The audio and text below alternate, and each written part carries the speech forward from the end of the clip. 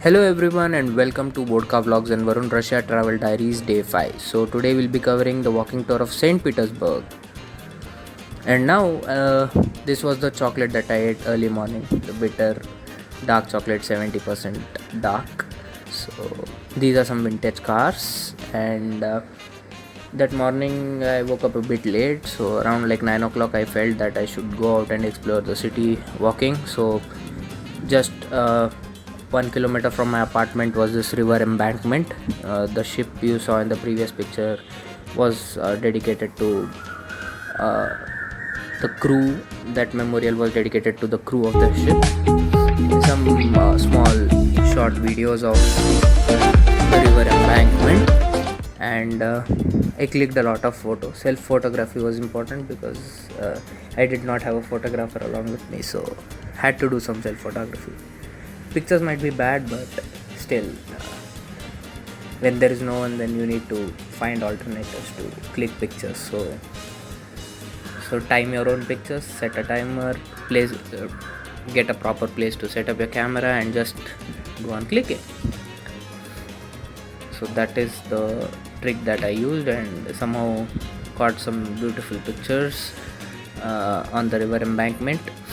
And as I was walking along the river embankment, I like kind of heard a noise of military people walking around, and some various songs being played on a speaker across the side of the river. So I was very curious about what was happening, and so just happened to cross the river and got to see this spectacular passing out parade of the military, the army and the navy. I don't know about the air force because I was a bit confused with the uniforms, but could identify navy and army. So here are some of the glimpses of the entire parade. There were few dance performances by the outgoing cadets along with their girlfriends.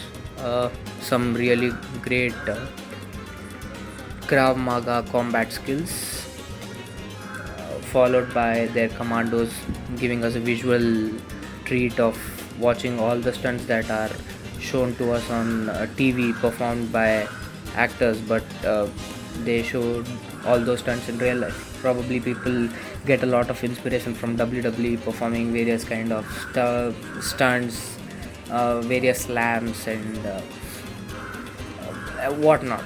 So they literally performed everything uh, on spot, and I liked it the best, and it was the best time ever because we got to see live stunts being performed, and it was really reminding me of watching either WWE or some Hollywood or Bollywood movies where they are performed using supervision. Yeah, they performed under expert supervision, but here it was performed live. So, and there were these dance performances by the outgoing cadets along with their girlfriends, and actually they were great, and girls were good. Obviously, no one would look for a guy and say that any man, for that matter, any man would not say that the guy looked good, but everyone would say that the girl looked good. So every girl there dancing with her partner was absolutely looking stunning, and you can see those dance performances on the way here, and there's a lot that happened. There's, I don't know whether it is a tradition or not, but they generally throw these pennies, or what we call in India as your paise. So they throw it in air after once they have kind of graduated or passed out of the institution. So, and then kids generally pick that coins up. So I picked a few also. My curiosity to just look out to how those coins look, the paise or the pennies in Russia look. So since I had already the coins for 1 or 2 ruble, but now these coins are available everywhere, so we can find it everywhere. But pennies are hard to find, so probably collected a lot.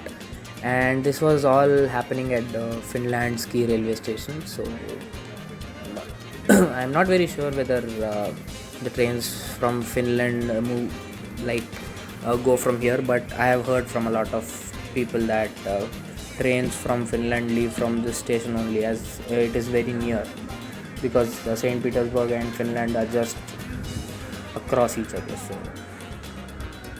So some beautiful dance performances. Uh, and then now comes the Russian commanders who would be displaying the Krav Maga and other combat skills, other slams and smacks.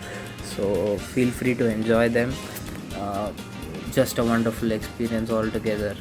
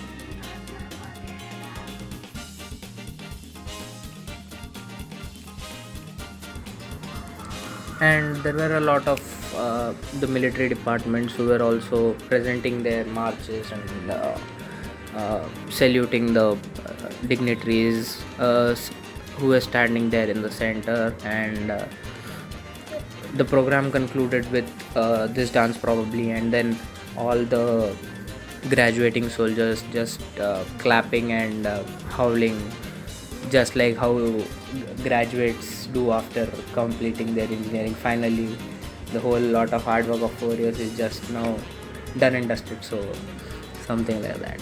And they have a lot of fun actually, because their families are present there. There is a lot of crowd actually. It was difficult to like get to the front row and capture all these videos, but somehow managed to. Uh, so I hope all of you like watching this, because in India I don't feel they call general public for watching passing out parade. of the army or the navy or the air force, but this was conducted in a public place, so public was fairly allowed to come there and watch what was happening in during the gathering. And so it was a very good experience, like something watching something live. We have watched, for that matter, Republic Day or Independence Day. Some people might have got chances also to go and witness it live, but apart from that, there are no other military gatherings in which general public can attend. So something like this can be done, where you can like showcase your country's frontier apart from the Republic Day, how your country's army is better. So this is one way how you can show that, or so that people are more and more aware. And all these are youngsters basically. They are just 20, 21, and this was the statue of a very well-known local person. And this is the Finlandsky railway station. So it's a beautiful place. The railway station in front, followed by it has a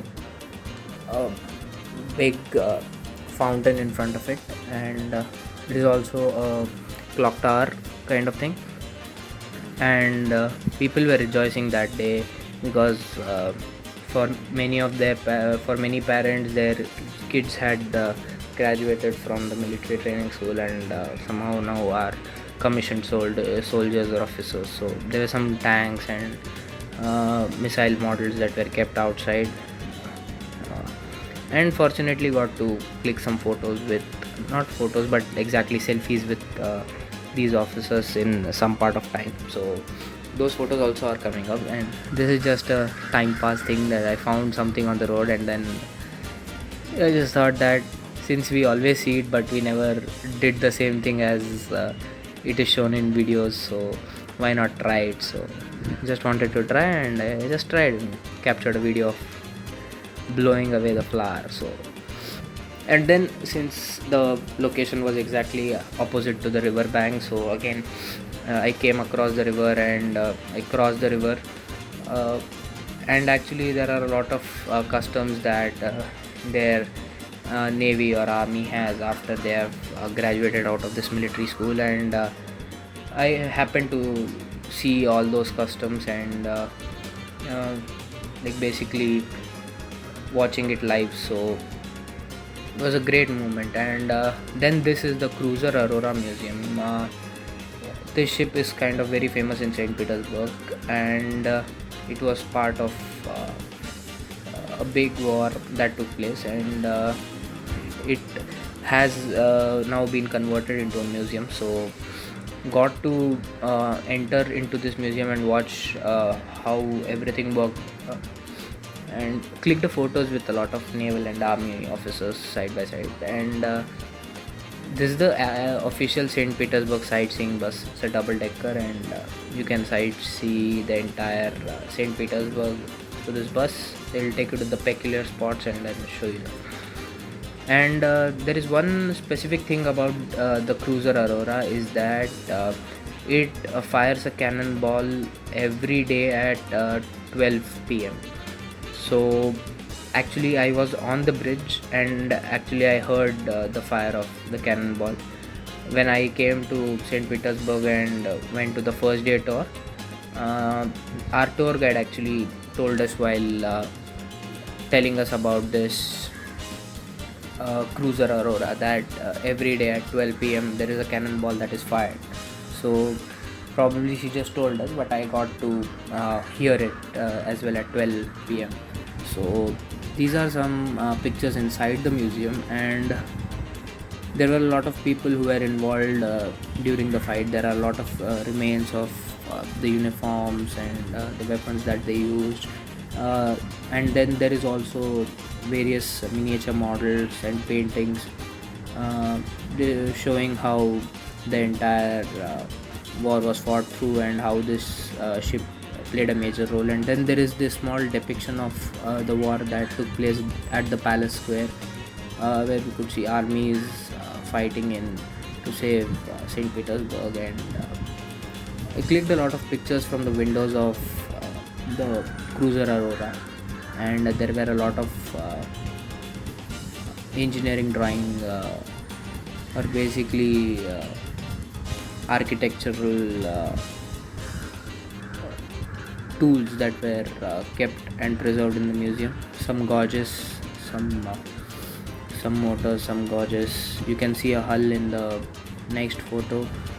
Uh, so it was overall a very good experience getting to see a lot of tools that were used in ships those days.